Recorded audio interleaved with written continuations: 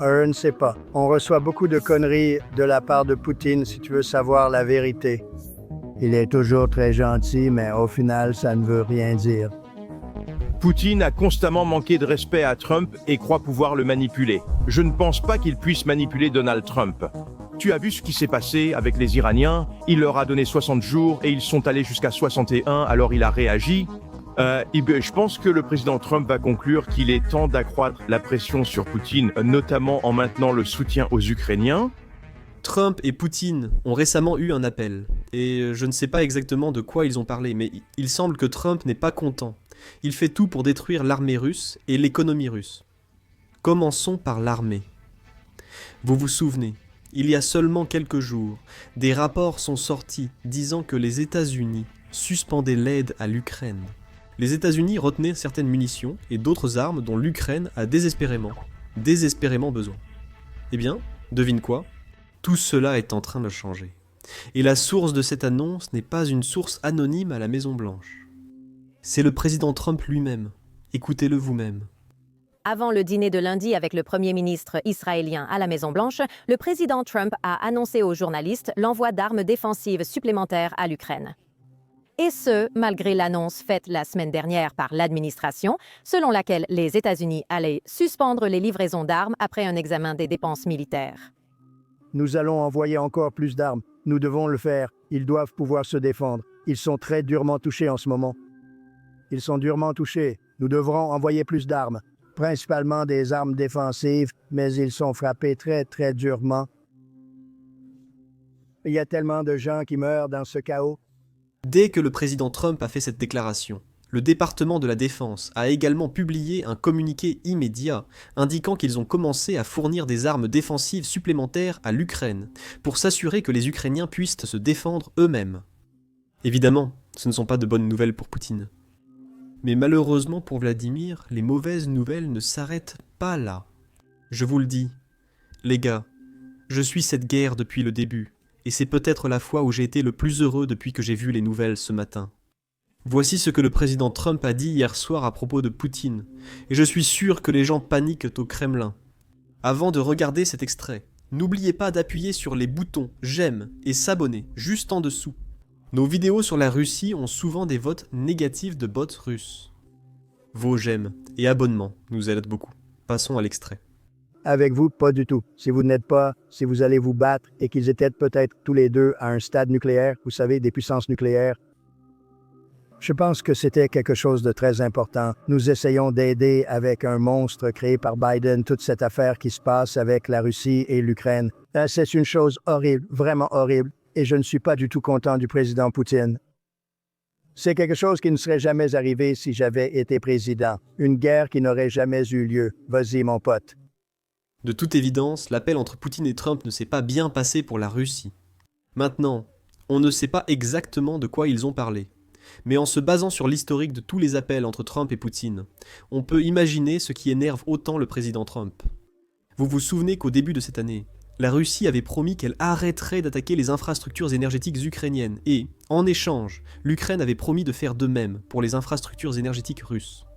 Eh bien, 2 heures après cet appel, Poutine commence à cibler les raffineries et les centrales électriques ukrainiennes.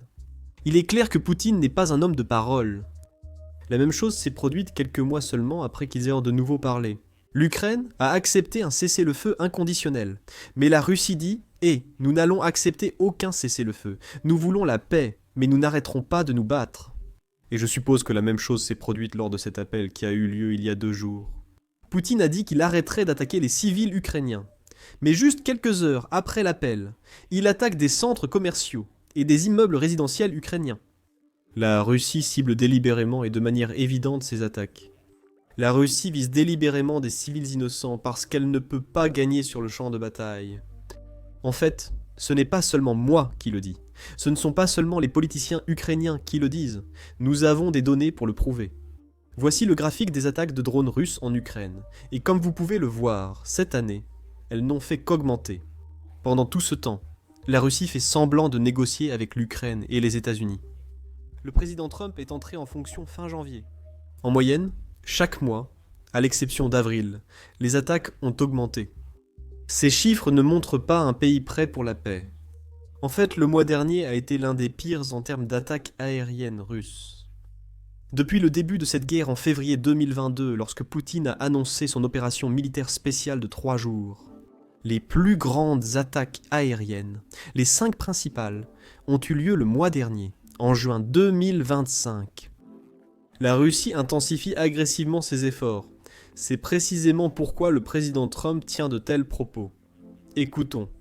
Bienvenue à nouveau dans Sunday Night in America. Vladimir Poutine n'écoute pas Donald Trump et ce n'est pas judicieux. Nous avons eu un appel. C'était un appel assez long. Nous avons parlé de beaucoup de choses, y compris de l'Iran. Et nous avons aussi parlé, comme vous le savez, de la guerre avec l'Ukraine. Et je ne suis pas content de ça. Je ne suis pas content.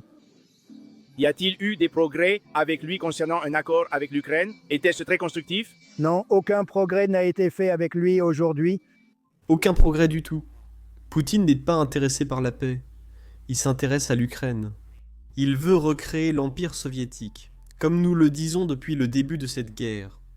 C'est exactement pourquoi le président Trump a promis à Zelensky d'envoyer plus de missiles patriotes. Maintenant, les gens sont toujours mécontents des détails de cette promesse. Trump a promis à Zelensky d'envoyer 10 missiles patriotes à l'Ukraine lors de leur appel de vendredi.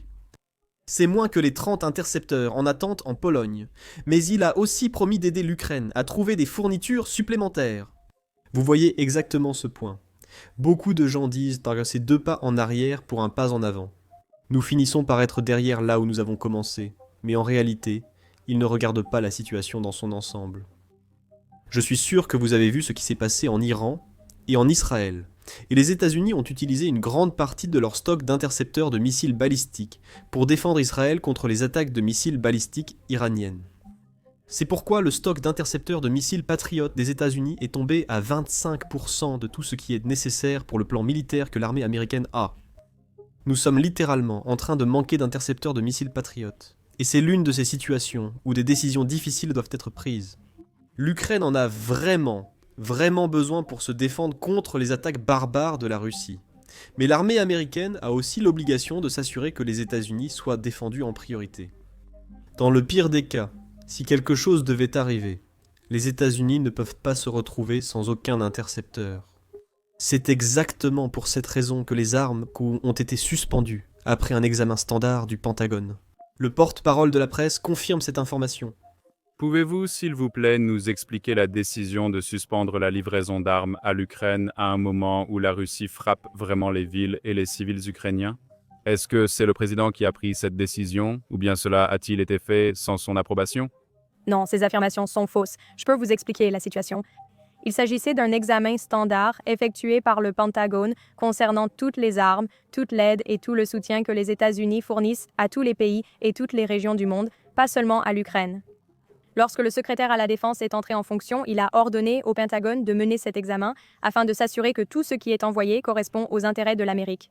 Donc, c'est une pause pour examiner et s'assurer que tout ce que le Pentagone envoie est dans le meilleur intérêt de notre armée et de nos hommes et femmes en uniforme. Ce n'est clairement pas la situation idéale, car nous voudrions que l'Ukraine ait tout ce dont elle a besoin, non seulement pour se défendre, mais aussi pour gagner cette guerre et repousser la Russie. Mais c'est l'une de ces situations où il faut prendre des décisions difficiles. Et, pour l'armée américaine, les États-Unis passent en premier, même avant l'Ukraine, s'il fallait faire un choix. J'aurais préféré qu'il n'y ait pas de choix à faire, que ce ne soit pas l'un ou l'autre. Mais quand il y a un choix, les États-Unis passent en premier. Heureusement, Donald Trump aide l'Ukraine à obtenir plus de Patriots par d'autres moyens. C'est ce que je voulais dire. Le chancelier allemand Merz a demandé à Donald Trump de débloquer les Patriots suspendus la veille. Merz propose d'acheter les systèmes aux États-Unis pour les envoyer en Ukraine. Trump a suggéré que l'Allemagne envoie l'une de ses propres batteries, avec un partage des coûts. Ce rapport donne l'impression que Trump souhaite réellement aider l'Ukraine. Imaginons simplement que Trump ne veuille pas aider ce pays. Il refusait de fournir des armes, et n'aurait pas proposé de partager le coût du missile Patriot allemand, affirmant qu'il ne voulait pas l'envoyer même si les autres le faisaient. Mais il propose que l'Allemagne l'envoie, et que nous couvrions une partie du coût.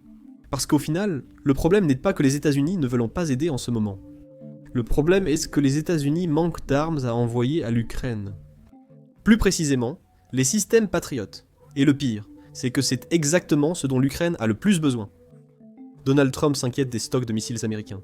Le secrétaire à la défense, Hegseth, examine les systèmes patriotes en Allemagne et en Grèce pour une éventuelle réaffectation. La Maison-Blanche attend plus de responsabilités de l'Europe. Le ton de Donald Trump a changé après 2 appels. L'un avec Vladimir Poutine, qui a lancé des missiles sur l'Ukraine peu après, et l'autre avec Volodymyr Zelensky, qualifié d'appel le plus productif jusqu'à présent par les 2 parties. Selon Axios, un assistant de Trump a qualifié Poutine d'abruti suite à la frappe russe. Donald Trump a déclaré qu'il ne voulait pas être responsable de la guerre, mais qu'il était d'accord avec des armes défensives comme les Patriots. De l'autre côté de la ligne de front, la Russie n'est pas du tout satisfaite de cette décision de Donald Trump. Ici, nous avons l'ancien président russe et actuel membre du Conseil de sécurité, Dmitri Medvedev, qui a littéralement fait une crise totale sur Twitter après la publication des rapports concernant cette décision. Medvedev a réagi à la décision du président Trump d'envoyer des armes défensives à l'Ukraine, en déclarant qu'il s'en fiche complètement. Il s'en fiche tellement qu'il a écrit tout un post pour expliquer à quel point il s'en fiche. Voici son post. L'Américain est encore une fois en train de jouer à son jeu politique favori, le jeu du bascule. Je suis satisfait de ma conversation avec Poutine. Je suis déçu de ma conversation avec Poutine. Je suppose que Trump a changé d'avis parce que quelques heures après l'appel, Poutine a décidé d'attaquer des civils ukrainiens et de cibler des appartements ukrainiens. C'est pourquoi Trump a changé de ton. Passons à sa publication. Nous n'envoyons pas de nouvelles armes à l'Ukraine. Nous allons envoyer beaucoup d'armes à l'Ukraine pour sa défense. Mais en fait, Trump n'a jamais dit que nous n'envoyons pas de nouvelles armes à l'Ukraine. Nous avons appris cela grâce au rapport des médias ici. Et Trump a dit qu'il allait les envoyer. Trump n'a jamais promis de ne pas fournir d'armes à l'Ukraine. Malgré les mensonges fréquents des Russes, poursuivons la publication en gardant cela à l'esprit lors de la lecture de leur contenu. Comment devons-nous répondre à cela ? Comme nous le faisons toujours, comme nos soldats le font, comme le fait le commandant suprême en chef. Nous ne répondons pas, et poursuivons les objectifs de l'opération militaire spéciale. Récupérer nos terres, œuvrer pour triompher. Cette victoire dont parle Medvedev est encore à venir. L'opération militaire spéciale de 3 jours se poursuit, avec l'espoir d'une victoire au 3e jour. Cependant, ce n'est pas la seule mauvaise nouvelle reçue aujourd'hui par Medvedev et les responsables russes. Vous voyez, Trump cherche aussi à détruire l'économie russe, tout comme l'armée russe. Il cherche maintenant à aller de l'avant avec les sanctions de Lindsey Graham, le sénateur Lindsey Graham, contre la Russie, qui viserait les pays soutenant la Russie. Voici ce qu'a dit Trump. Lindsey Graham a un projet de loi de sanctions contre la Russie. Voulez-vous qu'il le fasse ? J'y réfléchis. Oui, non, j'y réfléchis. Le Sénat est en train d'adopter et a adopté un projet de loi de sanctions très, très sévère. Oui, j'y réfléchis. Et vous avez signé cela ? Il y a seulement quelques semaines, nous avons parlé en détail des sanctions avec nul autre que l'expert russe Jason G. Smart. Et voici notre conversation où nous parlons de ce qu'est ce projet de loi sur les sanctions et pourquoi la Russie en a si peur. La Russie dépend de l'Iran et de la Corée du Nord pour les armes et les soldats, et de la Chine et de l'Inde pour financer cette guerre, payer les soldats et les armes. Comment cela va-t-il changer avec le projet de loi sur les sanctions qui est actuellement au Sénat ? Pouvez-vous nous donner des détails sur l'état d'avancement actuel du projet de loi concernant les sanctions ?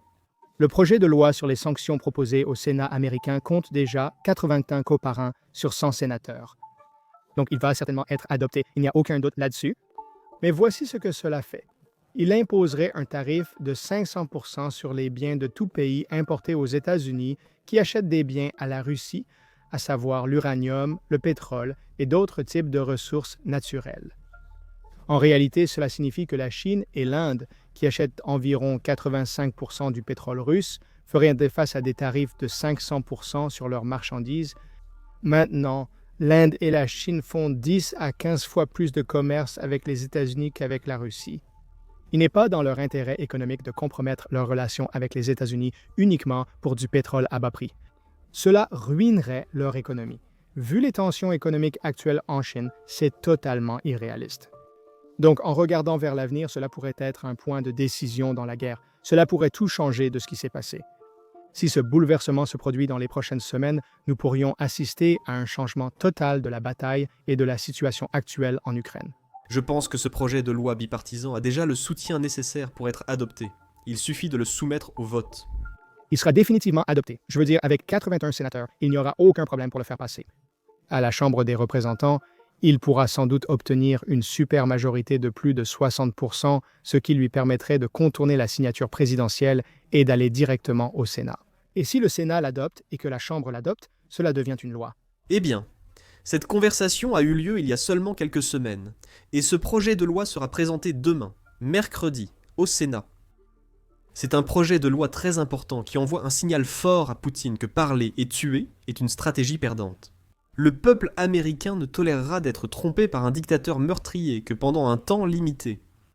Le projet de loi du sénateur Graham est une étape prudente pour pousser Poutine à accepter un accord en Ukraine. C'est tout pour aujourd'hui, mais je veux aborder un sujet crucial sur lequel nous avons reçu de nombreux emails. Nous avons récemment mis fin à notre formation gratuite sur la façon de se développer sur YouTube, où nous partagions tous nos conseils et répondions à toutes vos questions. C'est parce que c'était une formation en direct qui demandait trop de temps à réaliser chaque semaine. Pour ceux qui nous ont envoyé des emails avec des questions sur la formation, nous avons mis en ligne la vidéo de formation ici sur YouTube, accessible en cliquant sur la vidéo affichée à l'écran. Si vous avez des questions, il vous suffit de laisser un commentaire dans la section des commentaires, et nous vous répondrons dès que possible.